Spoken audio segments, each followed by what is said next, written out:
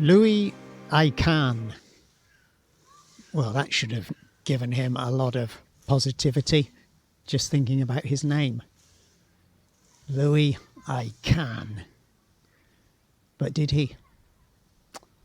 Says here, I was born on an island with a castle on it. That's an understatement. So Mr. Khan is among the foremost architects of the late 20th century, trained in the Beaux Arts method at the University of Pennsylvania. Sounds like an Americanette. Khan redefined architecture through his extraordinary use of mass, light and structure.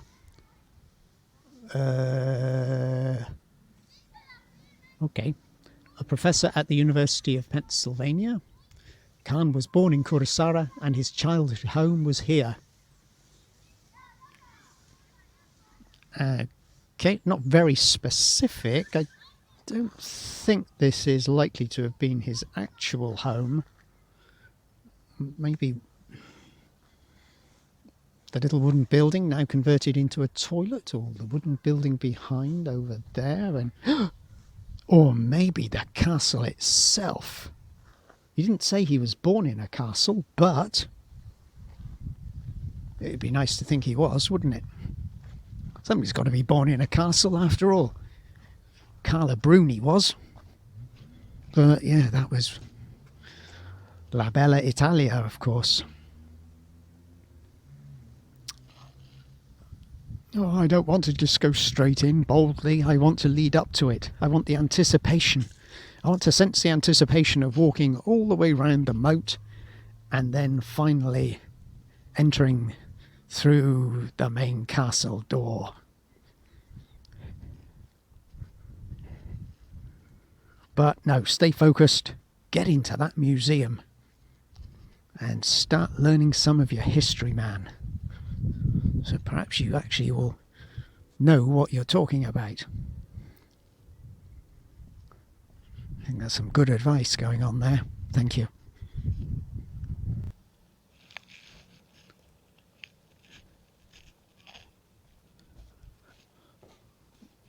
Now this looks like a proper castle entrance, doesn't it? You can storm across there with your swords and battle axes. But now you've got to go suddenly, but a bit uphill, and I'm feeling it in the back of my calves. Oh. And then from out of the guardhouse comes a man with a long pike staff who's going to get you. This is the eastern flank of North Bastion, constructed during the Danish rule, 1559 to 1645.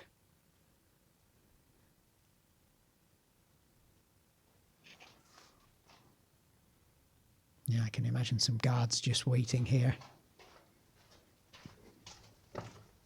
to attack the attackers. First line of defence after the main gate has been breached.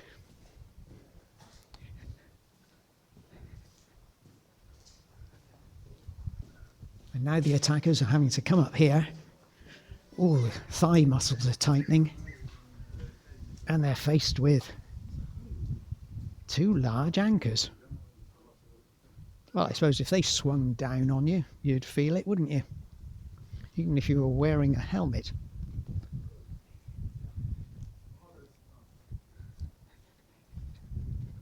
Yes, I know I'm not going straight into the museum, like I said I was going to. Can't help it, though. This looks cool.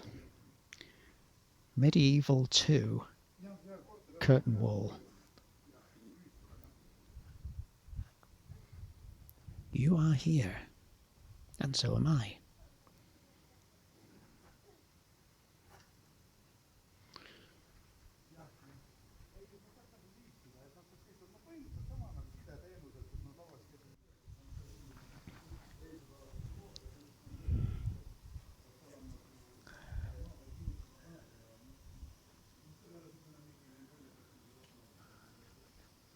Over there, Sur to Kikelde.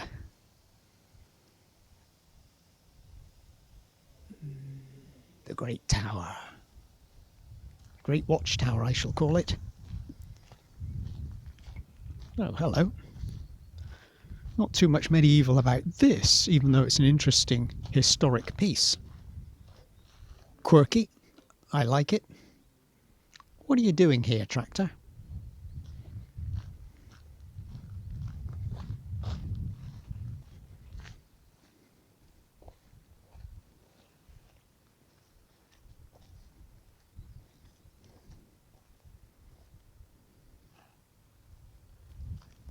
Well, for those young folk who are too young to be too interested in all the historical stuff, I guess that playground's exciting enough for them. As an adult, I'm feeling a bit like a kid again, and using the whole of the castle grounds as my own take on a playground. Why not? It's what we tourists do, isn't it? The whole world is our playground.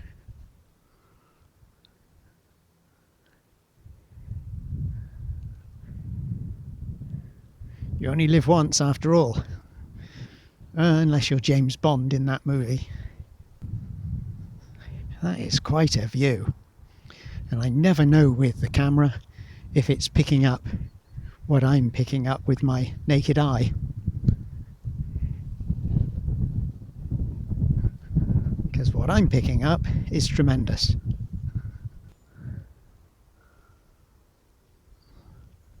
Super.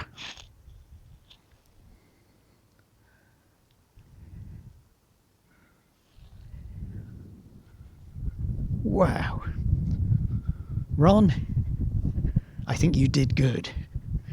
This was a great idea coming here. Third time lucky. All good things do come in threes, even if the first two sucked. The third one is the one you'll remember.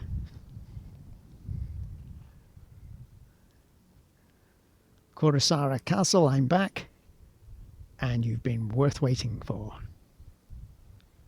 I see down there targets, so obviously in the summertime there'll be people in medieval costume, of course, and there'll be bow and arrows that the ordinary plebs like me and you can take a turn at attempting to fire, to shoot at those targets. Probably lots of different things going on here, of course, because sleepy little gorgeous Kuressaare must get a sizable number of tourists, even if not too many foreigners actually take the trouble. It's our loss if we don't come back. And I just, oh God, oh, I felt a knife in my back as I said that. I didn't mean it as a pun. Yes. Maybe I shouldn't have said anything, just glossed over it and you wouldn't have noticed.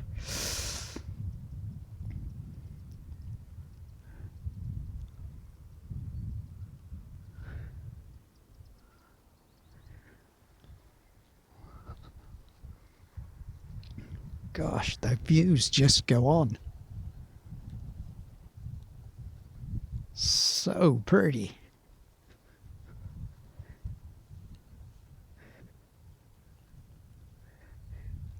You've even got a little mini beach. You've got everything here on Saaremaa. Everything in Kuressaare. And I do envy those people who I've met before who've been telling me stories about how they've cycled, or there was one guy I met who'd rollerbladed around Saaremaa, allegedly. But I've met some cyclists in the past, and also heard from a guy somewhere else in the Baltics who was telling me in a hostel about his motorbiking adventures. He was Finnish, that's right, and saying he absolutely loved going around not just this island, but also, of course, there are other islands such as Humour, which sticks out in my thoughts as it's one of the larger islands as well. You just need the guarantee of this weather, which simply cannot be guaranteed. But we've got the castle to look forward to if there's sudden unexpected rain today.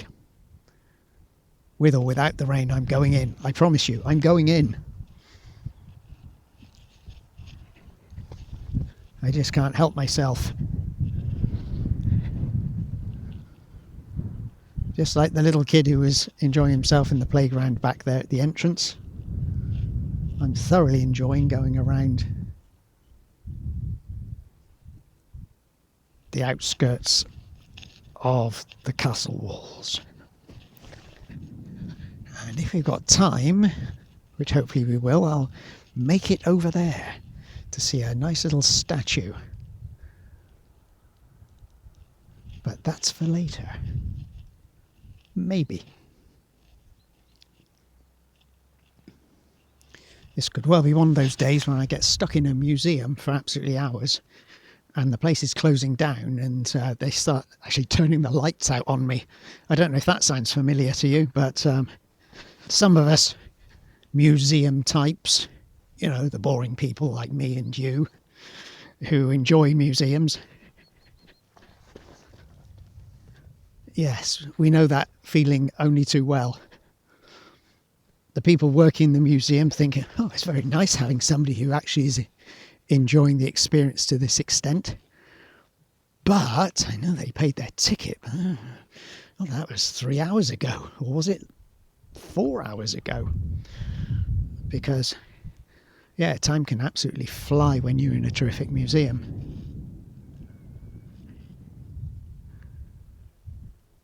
As some of us can appreciate. But, once again, if you prefer roller skating around an island, I don't blame you on a day like today. Good luck to you, if that's your preference. I feel a bit peckish. I feel like a peck. I brought my snacks with me. And by the same token, whatever that saying actually means, by the same token, I don't want to stop to have a snack because I'm enjoying walking around here.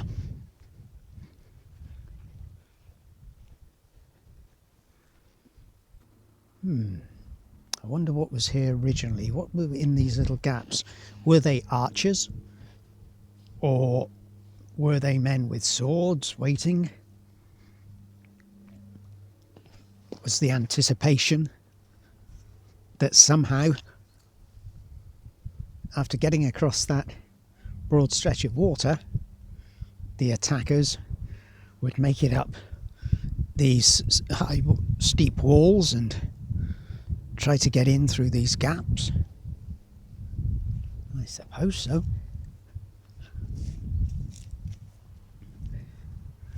Gosh, can't even imagine the colossal effort that goes into building these places, and when you find out about the population,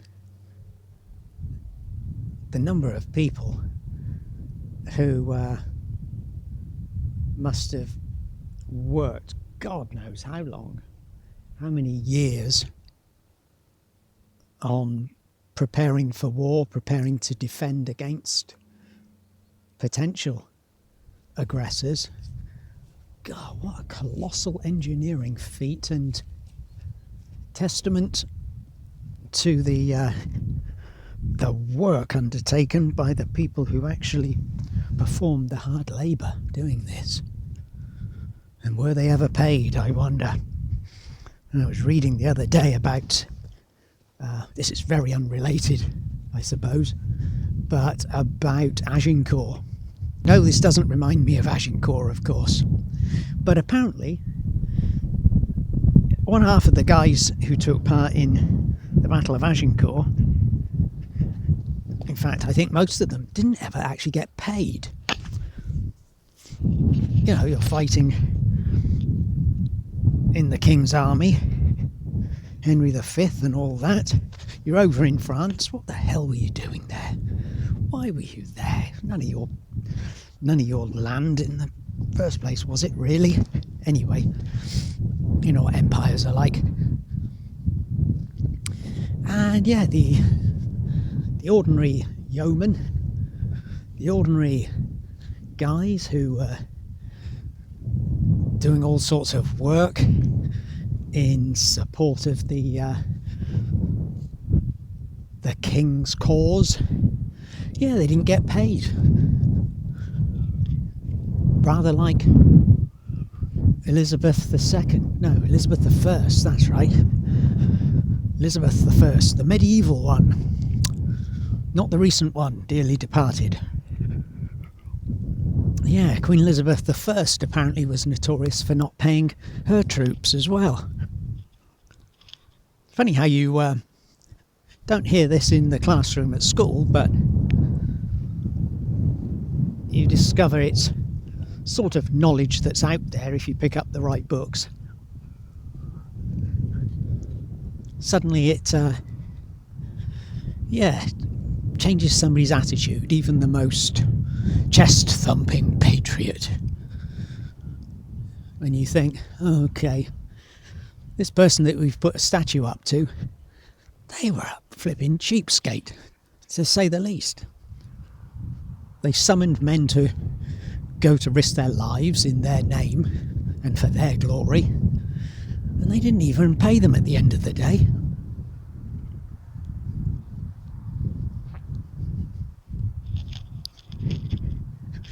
Oh, there's a nice bridge over there.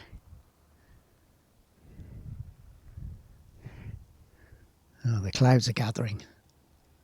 No, don't do it to me, Kuressaare. Please don't do it to me. I have come back a third time. Doesn't that show some kind of loyalty to you? Or does it just reflect my own pig-headedness in trying to enjoy the delights of Saaremaa and its highlight here at the castle today? Oh, that's more like it. The sun's come out again. Phew, thank goodness. Buggers up the camera, no end, but on the other hand, it's nice to have the sun rather than the rain.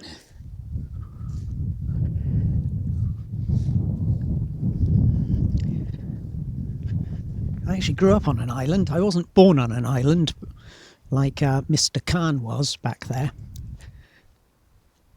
But I grew up on an island from the age of about 4 to 14. I lived on an island, and there were 2 castles.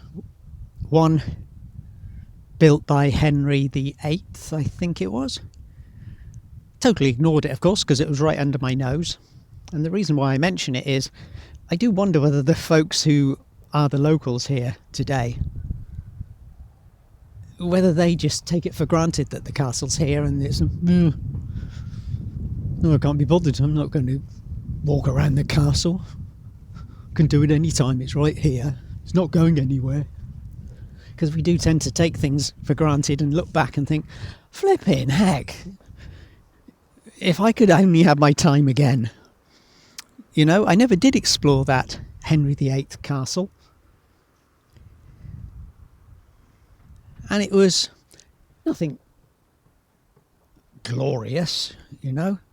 It was just a fairly round, cylindrical, stone-built building. But,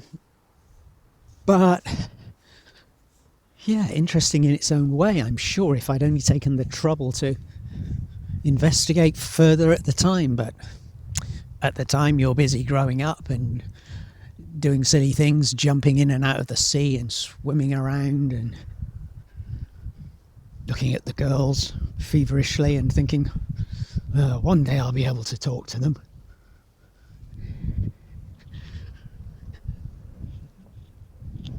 But now I think to myself, gosh, yes, I had that bit of history right under my nose. And there was another little castle, but it was up at the top of the island, and it was very difficult to imagine as a castle because most of it had crumbled away. And in fact, that castle was on sale about 20 years ago, I think, for £1, £1 British. Basically, it was one of these situations where somebody would have to buy the castle for £1, a nominal sum, of course, because they would undertake to carry out the renovation work. And that would cost, well, it'd be a bottomless pit, because the ruins, what was left, which was almost nothing, of this tiny castle, I think it was called, maybe it was called Bow and Arrow Castle. Couldn't swear to it.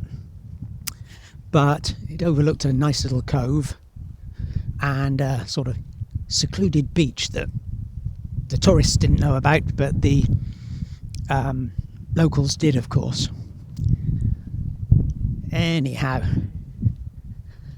yeah, I did visit it once or twice, walking around the island, but I didn't really investigate it, and it never, I suppose the thing is, it just didn't capture my imagination, as we say.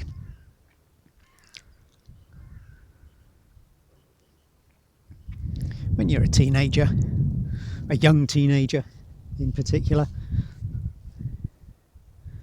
you tend to take a lot of things for granted, don't you? And sadly, take a lot of people for granted. We all make those mistakes.